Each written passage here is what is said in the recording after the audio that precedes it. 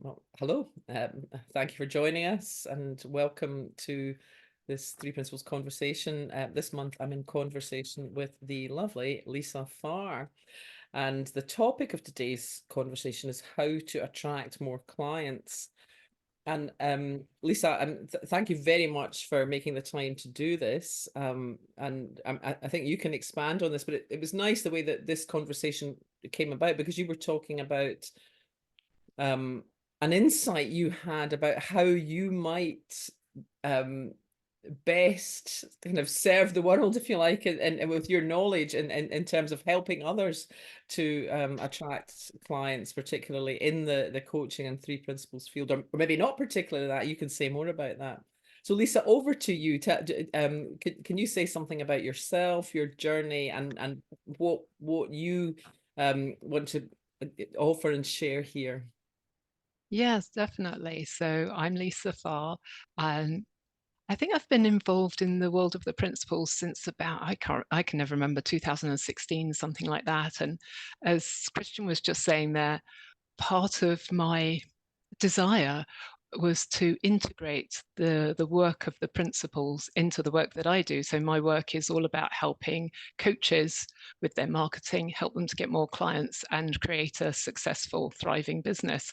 So there I was sort of integrating as best I could this amazing work. And it just occurred to me, it was only quite recently, um, that the best way I could do this would be to help, or the sort of the bigger picture is to be able to help people already engaged with the principles to grow their business, to get it out to more people. And it's just an idea at the moment. I don't really know. That's part of the reason for the conversation. I don't know if that's a good idea. Oh God, this feels very open and kind of like vulnerable in a sense. I don't know if that's a good idea or not. It came as an insight. So I'm really curious as to whether people do have a challenge in terms of getting the principles out into the world and making a successful business at it or not. Yeah, I'm open either way. Well, I think it's a wonderful idea, and and it immediately struck me, but when you talked about that insight about that it would be a lovely subject for a conversation, and I think one of the things that came up when we were talking was some research I did. I've done some research for a second book about sharing the principles, and then it's kind of on ice just now because somebody else produced something that was so similar to where I was going. But one of the things I was doing in my research was asking lots and lots of different teachers or facilitators or whatever people call themselves, and I was asking them just simple questions about what are the things that people that get in the way of new teachers coming on, and what are the things that they would like to pass on. And one of the things was they said that people kind of really get in their own way, and they have a sort of fixed idea of what it, so someone who's relatively new to this work has been really grabbed by it and wants to share it, but they just don't know where to start, and they can't even see opportunities that are right in front of them. Or some of them get, sucked into, and I've seen this, a lot of my friends get sort of sucked into expensive marketing programs, which don't really work with, to my mind, or they don't seem to work for the people I know, and they don't seem to sit very well with a profound spiritual understanding, which is Mm, all about our connectedness and our wholeness, and kind of many traditional marketing approaches don't seem to be yeah. that great with it. But I think you already do have some really good ideas. So I mean, perhaps I could invite you just to share some of those. What are the things that you see people are missing, and how could they be Mm. better, apart from, of course, engaging you as an expert? Well, there is that, but I always love to share some useful information and content, obviously, on such a webinar and in conversations like this, because I quite like busting marketing myths. There are a lot of marketing myths out there that I think, like you're saying, Christian, get in the way of people being successful in getting their work out there. And I think one of the biggest myths is that you need to be on social media to get clients.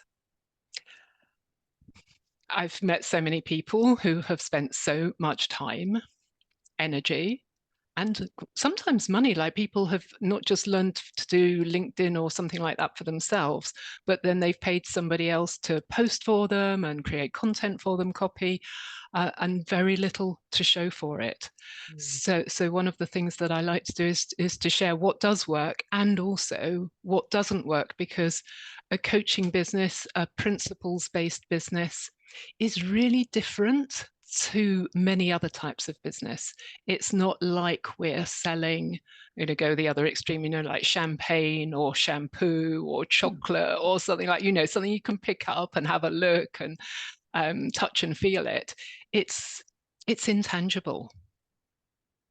And the intangibility means that the way we market it is very, very different. So where might you point someone, if, as it happens, I quite like a bit of social media, but that's fine because I do, Yeah, and if it works. but I totally hear you. And if someone um was either not drawn to that, or I think Yes, these are some of the people I know have had of, you know, spending lots of money, and as you say, yes. paying other people to put out posts or creating sales funnels and all of that. So where would you point them instead if they've decided that's not their if shtick? if that's not your thing, and I can talk about other ones as well, things that I've seen people like spending £8,000 on a website that did not generate any leads whatsoever. These are hard lessons, aren't they? People spend a lot of money, sometimes, not always. So I would start small, and I would, when I'm working with people at the very beginning, it's looking at who is your target market and beginning to get clear on some of the messaging. It's like, how do you talk about what you do in a way that gets people interested, curious, and wanting to know more? That is a really important piece, and it doesn't have to be huge. One of the mistakes people make is trying to say too much, particularly if you're trying to explain to somebody about coaching. Try talking about coaching, or try to explain the principles. If you go off on that tangent, this is my opinion, this is my opinion, you are missing a trick. You are making it much more difficult for yourself than it needs to be. Yeah, yeah. So could you give us an example of, you described um explaining to sort of, I suppose, someone you might meet, and Yes. how you make it interesting and appealing and leave them wanting more. Could you give us an example of that? Yeah, certainly. So I'll give you my example and then I'll sort of unpack it a bit. That's probably the best way to explain it so that people could get an idea how they could do it for themselves. So I might say, I help coaches who want to get more clients. Really simple. Mhm. It's like one line. You need one or two sentences. Two is the maximum in terms of, it's a tough call, isn't it? In terms of engaging somebody. And yes, then you need more to have the conversation, but your opener really needs to be one sentence, possibly two if you're really, really stretching it. Mhm. And so, to give you a bit more of a breakdown of this, and I was doing this on a webinar with the ICF the other week, and we had, I think there was about 90 people registered, 50 people were there. And it was interesting to give people the kind of like the exact formula for this. So I'll talk you through it. It's I work with, or you could say I help. Some people don't like I help, and so over to you, whichever feels right for you. I work with this group of people, so your target market. So you do need to get clear on your target market. That is helpful. It could be people. I mean, you could say I help people, but that you're going very broad there. Mhm. It's going to be more difficult for somebody to refer you, make recommendations, know that they're really the person for you if you go quite that broad, unless with the next piece you get super specific. So let's go into the next piece. So I work with this group of people. I work with leaders, for example, who have an unproductive team. So you link it with a problem. You link it with the problem, and this is where a lot of people go wrong. They think, well, because we're many coaches see the positive side, we go more for the positive, but actually we need to talk about the problem or challenge that the group of people we want to work with. What is their biggest challenge that we can help with? Mm. Is that resonating, Christian? Am I saying that clearly enough as well? I'm just sort of, I don't usually speak it through. I usually have a PowerPoint and all of that. So I'm just wondering if it's clear enough for everyone. It's clear, and just and certainly I get you know, when you do your kind of elevator, your one line elevator pitch crystal clear, and I can see why that would really be attractive. And Yes. I may say that most new practitioners, facilitators that I come across, building a practice is the number one concern. So I can see Yes. that your proposition is very attractive. Yes. Just to play devil's advocate, Yeah, do. my Makes it own more interesting. practice. So I mean, I feel as though in many ways I made every mistake going. So Wait, first me of all, too. I've made a lot of mistakes. That's how I've got to know this stuff. I've been doing this with coaches. Well, I trained as a coach back in 1999. I can't tell you all the mistakes I made at the beginning. I'll be here all night. and one of the things, one of the mistake, what I now see as a mistake is I felt that I had to adopt what other people who were more salesy, if you like, than me were doing, even Yes. though it felt terrible to me. I mean, Yes. you know, doing thing and then I dismiss that. You know, it feels, but it just feels that's just your thinking. You know, just put that aside and just do it. Oh, right. Yes. And then I had a big insight about no, don't do that. That if it feels like pushing water up the hill, it's not going to work. And for Yes. me, so what, you know, I was just trying to kind of compare my own situation to what you were describing. And so today I have a mixture of you know, I have one-to-one clients who are really all word of mouth, or they've maybe read my website. A few that does sometimes, Yes. because I have a blog on my website, and or something I've posted on social media, or my book, or but mostly word of mouth, and they're very kind of interesting people. So I guess other people are doing that bit for me. And then the other bit is I do sort of online groups with another more senior, more experienced coach, which I really love. And I do stuff like this, which I just put out on a Facebook page, and this is a compliment. These calls are complimentary, you know.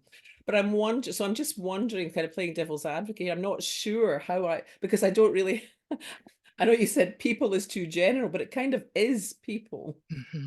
for Mm-hmm. me, you know, that my clients are, you know, very different and in very different fields and have very different problems. It's interesting, isn't it? And it would be interesting to me as a marketeer to look at, oh, so what's the common thread there?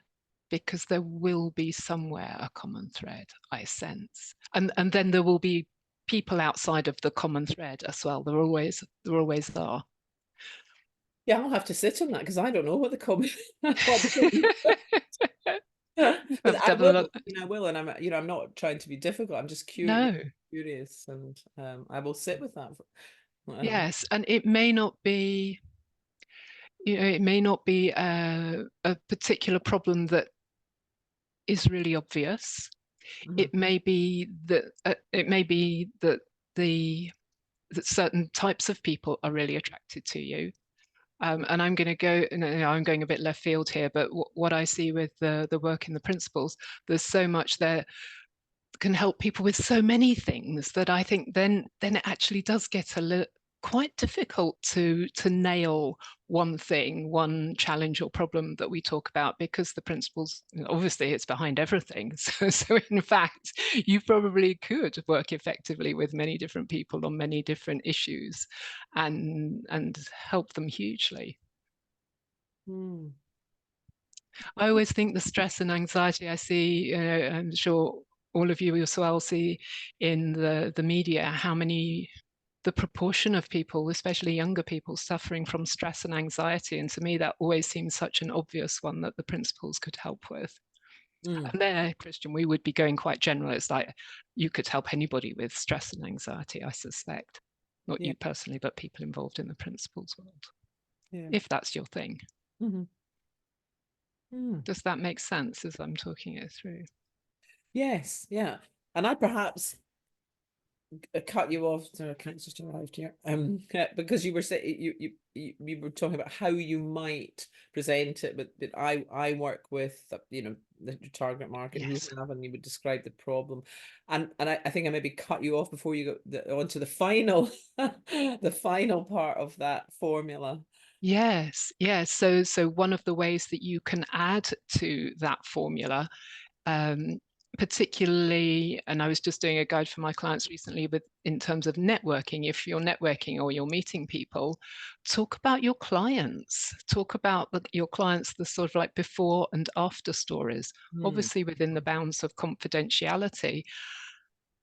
That is a really nice way to market yourself, because here's the thing, we don't have to big ourselves up or like you were saying, Christian, take that big deep breath and think, God, this is really uncomfortable, and I'm going to say it anyway.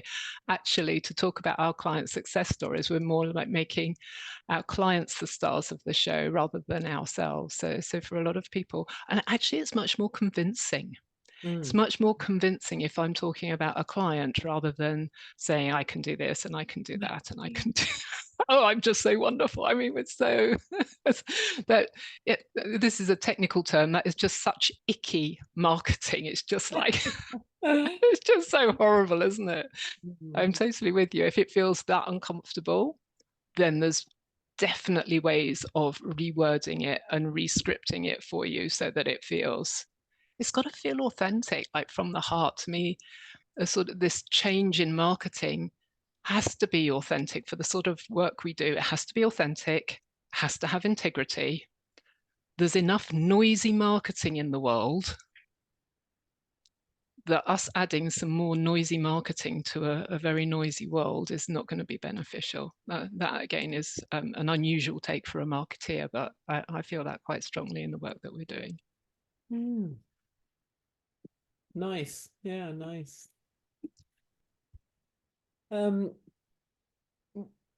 We do have obviously some others on the call. Would you be open to some questions, Lisa, or there's something more that you'd Yes. like to say first before we come to that stage? I'm really happy to talk. If people don't have questions, I've got other things to say in terms of things that work and things that don't work. So really happy to come back to that. But let's open it up in case there's questions from what we've been talking about so far.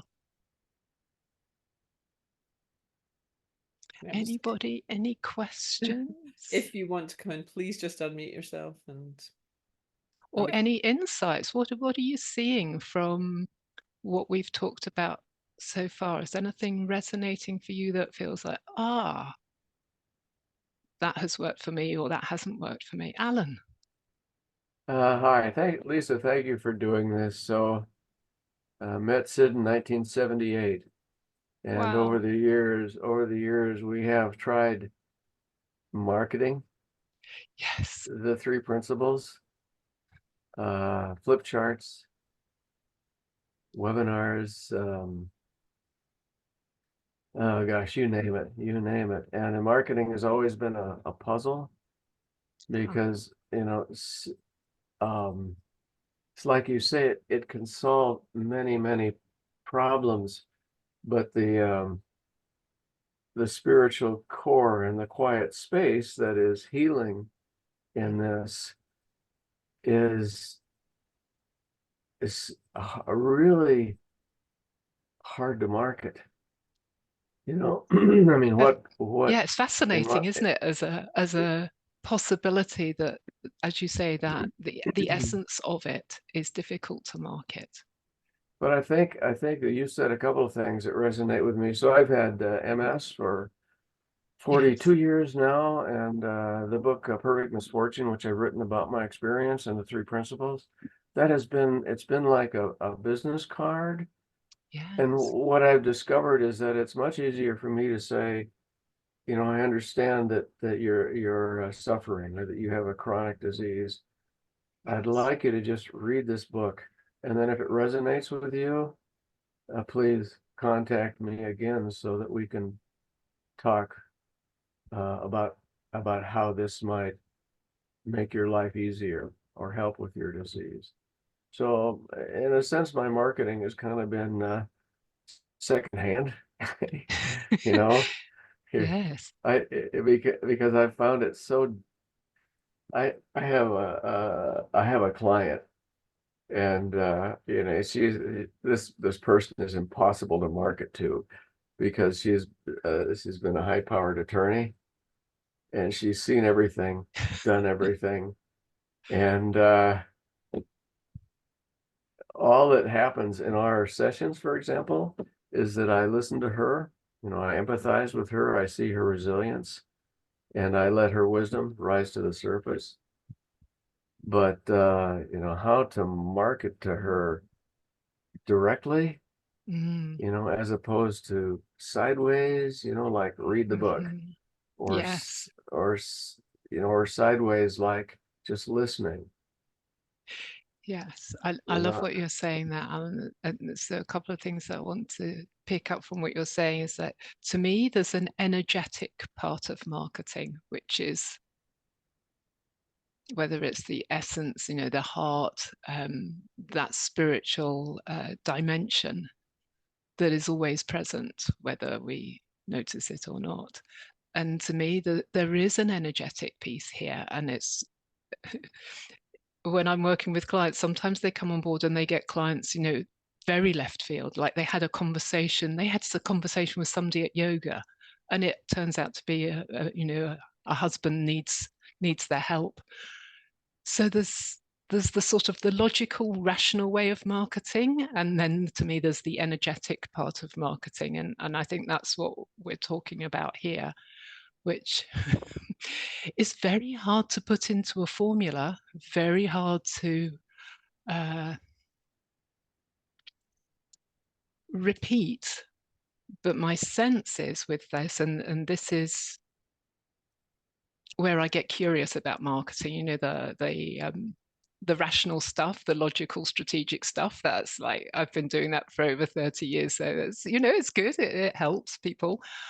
But this energetic part is much more interesting to me, because it's like, oh, how do we most get in the right space? How do we sit in that energy and share that energy with another? I'm sort of making it up as I go along here a little bit, because it's quite difficult to talk about. How do you market that?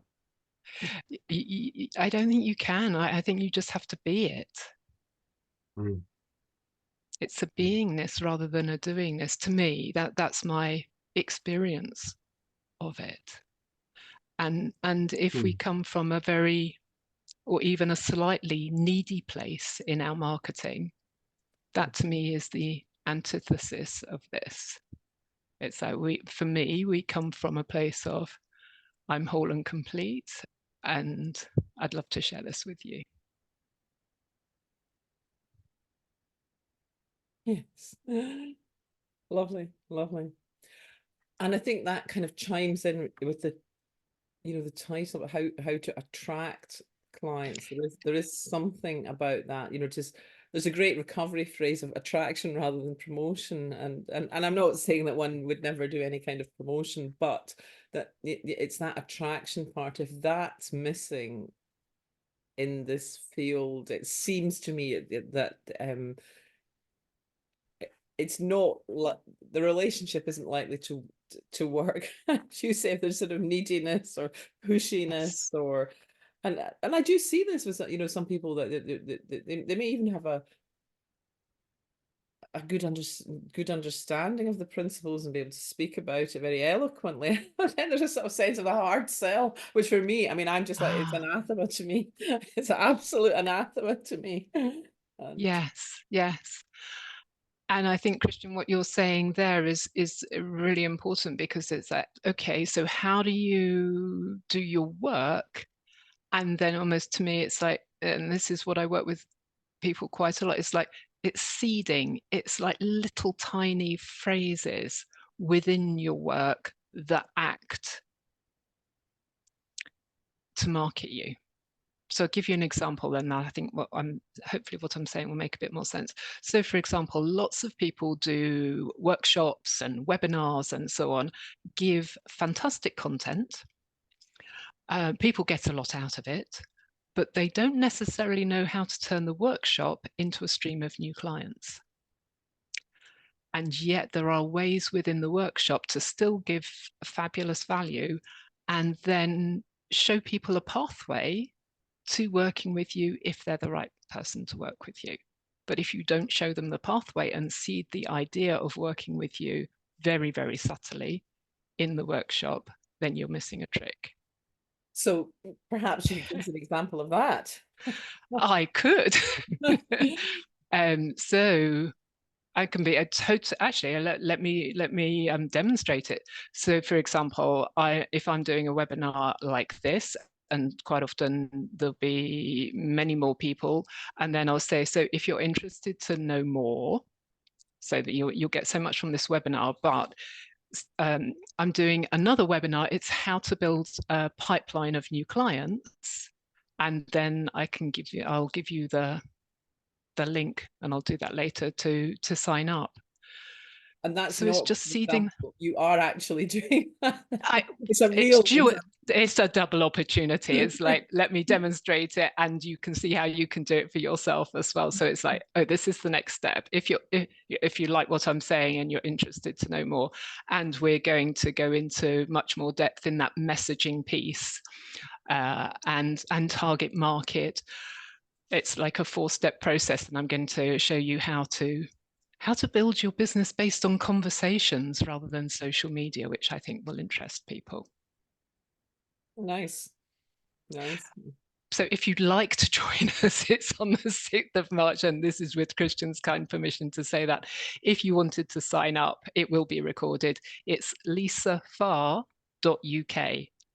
Lisa Farr, so that's my name, LISA FARR.UK. It's not .co.uk, because that will take you to another website of mine. It's .uk, really simple. Oh, lovely. So that's an example. So thank you for asking the question. And likewise, you can do this if you're on a webinar. You can do this if you're in person. And another way that you can do this is to offer something for free so that people can sign up to your mailing list, for example. That would be, if you make a good job of that, you can get about 90% of people to come on your mailing list. So it's all about seeding little pieces, but particularly planning in advance what the next step is. If you try and do that ad hoc in the moment, it's not going to be easy. It's going to feel like you were saying earlier, Christian, that kind of like awkward that, now I've got to do this and I don't know how I'm going to present it. Yeah. Nice. Yeah, so that gives you a little example. And what I think the mindset piece there is important as well, because if we feel like we're doing it, if I feel like, oh, I'm just doing that for my own benefit, then it's got that icky feeling sometimes to it. But if I come from the place of, actually, this next step is going to be really valuable to all the people on the call, then I feel good about doing it. So it's got to feel like something, oh, you're adding more. For me, I've got to feel like I'm adding more value and giving more. So it's like sharing generosity coming from that place rather than right, I've got to get them all round up. I feel like a terrier, like a little dog who's got to round them all up and convert them onto this next thing. Yes, that's so true, because these conversations, which have been going on approximately monthly, I mean, I've missed quite a few over, but they've been going on for quite a number of years now. I think since 2016 or something like that.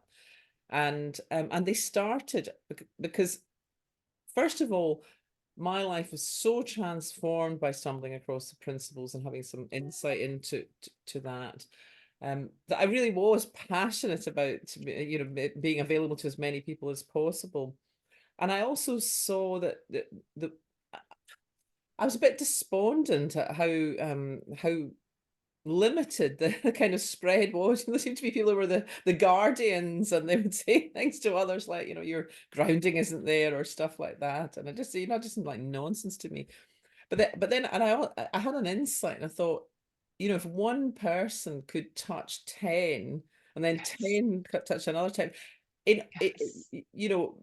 if one touched 10 in a year, and in the following year each of those 10 touched 10 more, and I know it doesn't ever work as neatly as that, but just, Mm. I mean, in no time at all you got to about 1 billion or something like that. It's you know extraordinary, isn't it, and actually, when you look at it like that?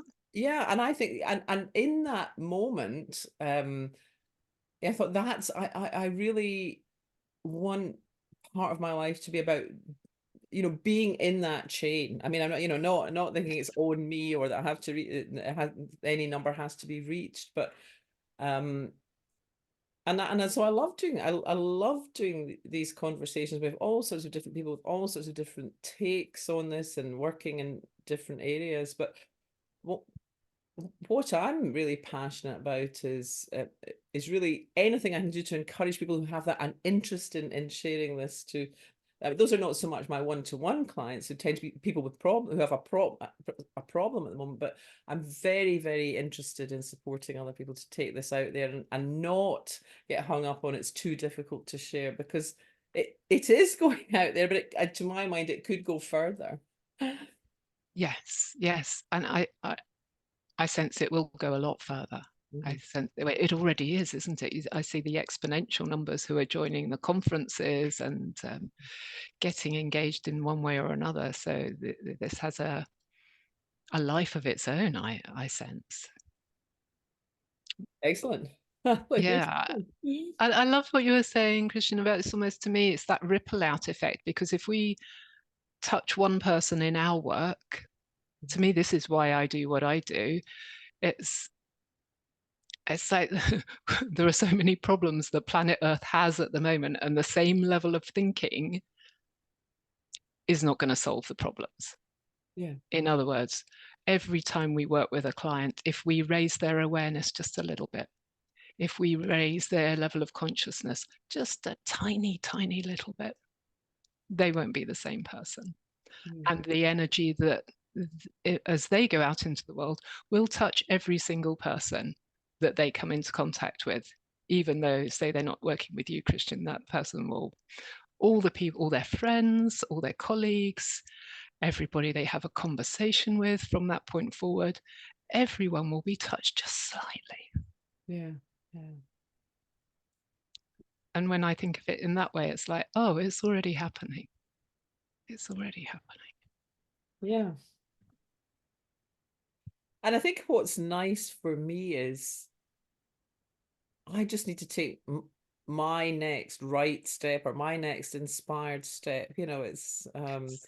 which is how this conversation arose. I've been hosting these. You had this insight. It just seemed like perfect, perfect timing. And it's so easy to do.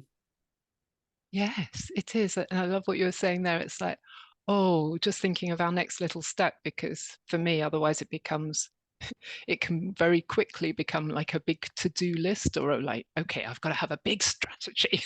This is a big thing. I've got to have a big strategy. And that's so overwhelming, actually, if I go into that sort of thinking. It's like, right, Yeah. see the big strategy, and then I've got to do all these things. And actually, no, you're so right. It's one step at a time. Mm-hmm. And I maybe you don't think like this, but I kind of do. That in a sense, the results aren't on me, because I can get really overwhelmed.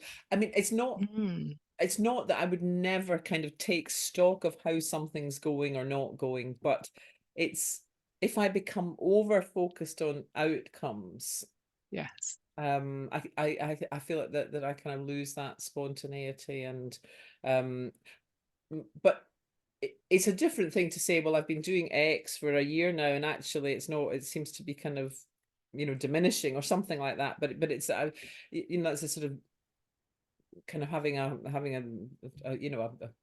the proper look at something. But I don't. Well, I don't know how you feel about that, but I feel it's, you know, that the it's more about, it's not being over concerned about what the ultimate outcome. It's just that, you know, what am I inspired to do now, and almost allowing the results to, you know, fall as they may. I love results, I have to say. So it's interesting. So we've got a slightly different dynamic here. I love results because I love it when I see my clients getting results in their business, and they move to a place where their business is totally sustainable. That for me is just such a joy, to see somebody doing their work in the world, getting well paid so they can carry on doing it. They don't have to, it's almost like the money. What I think does resonate with what you're saying, Christian, is like the money becomes a byproduct of doing our work in the world rather than the primary focus. Yeah. And that is a great way of being in the world. Yeah. If we're worried about the finances, then it doesn't allow us to be so spontaneous. It doesn't allow us to do the work that we're really inspired to do. I see people saying yes to stuff that then they think, you know, like the work that might be, you know, energizing, or not with clients that are really inspiring you. So for me, that's where we have the freedom of choice as well. Yeah, that's a better way of putting it. And clearly, I don't mean I'm completely like lackadaisical or who cares. No, I don't pick that up with you at all. But it's about not being over attached to you know, thinking it's all on me now, and I'm over attached to a particular way. There's an element of allowing it to unfold and respond to what unfolds. And for me, that's a challenge as well. It's like, you know, how much I let it unfold and just totally go with the flow, and how much is like, oh, I like the results as well. So for me, that's a real dance. And I don't know for anybody else who's either listening to the recording, you know, what it's like for you, whether you feel totally free in terms of the spontaneity, how the results come into that, and how much do we know what the results are? It's like, okay, so we can look at the numbers, but we don't know. It's like if I work with one client and then they work with clients at a very high level in organizations, and then the word gets out, who knows how this stuff gets out? Yeah, like you're saying, Krisha, I'm not I like to think I'm in charge of that, but I'm so not in charge of that. Yeah. Well, I'm aware we have to go 45 or 1:45, I should say. Does anybody have any questions arising, or anything, any points that resonate? Alan. This has been so useful for me. I think I may have come up with a new mission statement, so I thought No way. So I thank you for this.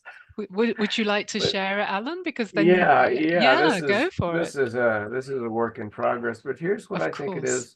Here's what I think it is for me. I think the product is to find freedom and healing in embracing gentle accountability for our life experience through the 3 Ps. Wow. Because if I say I'm making this all up, that's the truth. It's also harsh. You know, if you have a back injury, that's harsh. Yes. But if the product is to provide a path to gentle accountability, that's my personality, I guess, showing through there. Gentle accountability through this 3 P understanding. Anyway, so I'm going to look at this, reflect. There you go. Yes, and I loved your words, the words that also really resonated with me, freedom and healing, that you mentioned within that mission. Just sounded very heartfelt and expansive, the way you were talking about it. So thank you. My pleasure. I didn't do anything. So funny, isn't it? So funny when the mission arises. It's part of the work that I do with my clients. It's like really tuning into what is your why? because that to me is what I'm seeing more and more, is that's a crucial part of marketing. And when we come from that space, when we talk about why we do what we do, there's an energy within that that is very compelling for other people. And that is so not about getting clients and making money and all of that stuff. It's like, what is the real why? Yeah, lovely. Lovely. So, Lisa, your next thing, if people are interested, is the webinar that you mentioned at lisafarr.uk, and that's on the 6th of March. Yes, I'll put that into the chat, shall Yeah, I? and Just I'll put it in the notes on YouTube. Thank you. Thank you. And these conversations are usually on my Facebook page and on my website, which is christianmcneill.co.uk. And I'm also doing a new course starting, I think, on the 6th of Yes, March, yes. on this thing of sharing the principles, not the marketing, if anyone's interested. So you'll find details of that on my website.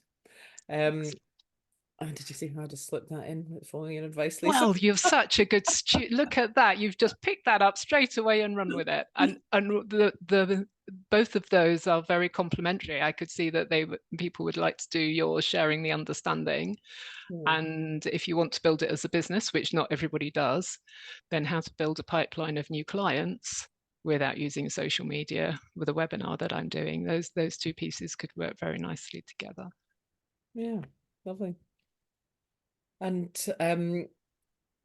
well, I'm just wondering if are there any last comments before we before we finish up, or Lisa, is there anything that you want to just say in finishing today?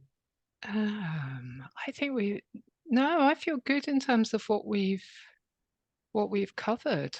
Good. To be honest, I guess the only thing that I haven't mentioned that was on my notes here that I think people will find interesting is there was some research to show how buyers of coaching found their coach. 80% of buyers of coaching found their coach through word of mouth referral recommendation. It's huge. And so for me, if we can begin to build a strategy that helps that natural way of marketing, it's a really good way to go. And any thoughts off the top of your head, or maybe you've thought about it more about what that might look like? So for me, it's about one-to-one conversations. These are the things that I see working for people in terms of getting clients time and time again. One-to-one conversations, reaching out, getting into conversations with people, building relationships. So having those people who have been in business some time, joint ventures and partnerships where somebody else gets a lot of clients for you, and workshops and seminars, anything that will get you in front of a group of people. That can be highly compelling in terms of then people want to do something more with you because they get to, this is a marketing phrase, they get to know you, like you, and trust you. So if you can do that you won't actually have to sell anything in a strange way. Well, excellent, and thank you so much for making time today and getting before us. I really appreciate it. It was lovely. It was really lovely to do this with you, and very best of luck going forward. And I will see you very soon. Thank you. Thank you for joined us. Yes, thank you everyone who's joined us. Thank you, Christian, for inviting me and making it a great conversation. It's so nice to converse and share in this way, and hopefully it made it interesting for everybody listening as well. It really did. Lovely. Thank you.